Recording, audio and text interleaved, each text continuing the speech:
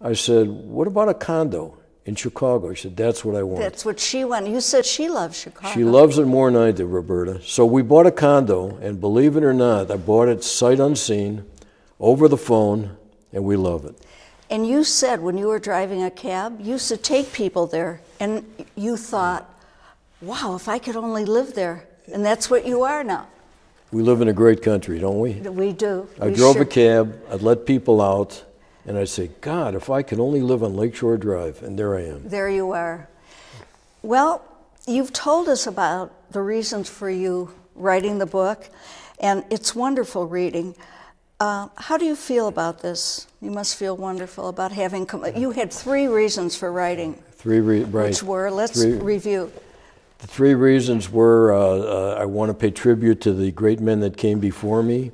I want to pay tribute to the men that I grew up with that are so great, my dear friends, and help children who lack self-esteem. I think I've done all of that.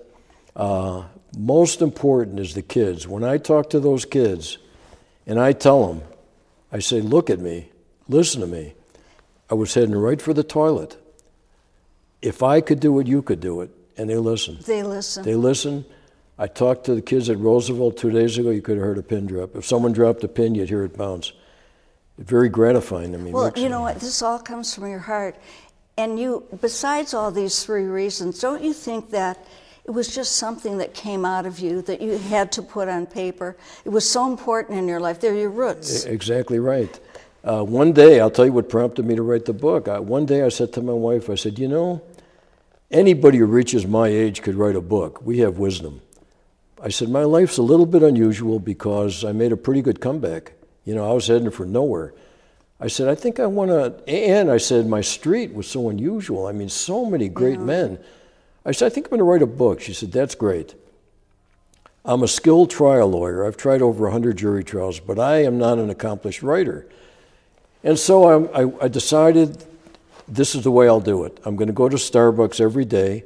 I'll bring a legal pad and a pen, and I'll give myself 2 hours. No tape recorders, and I have a very good memory. So I sat down, I drank a lot of coffee, and I'd write.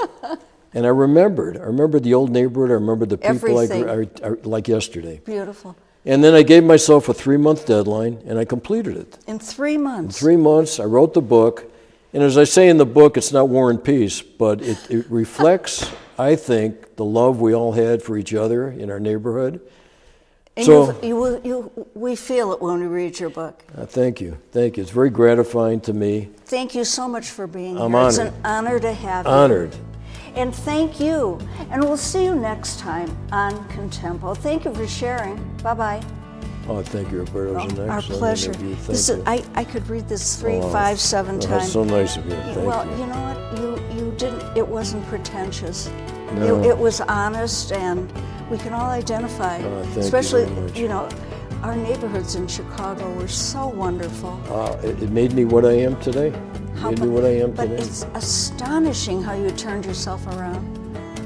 My father. Your father. Without him, I wouldn't have done it. He motivated me.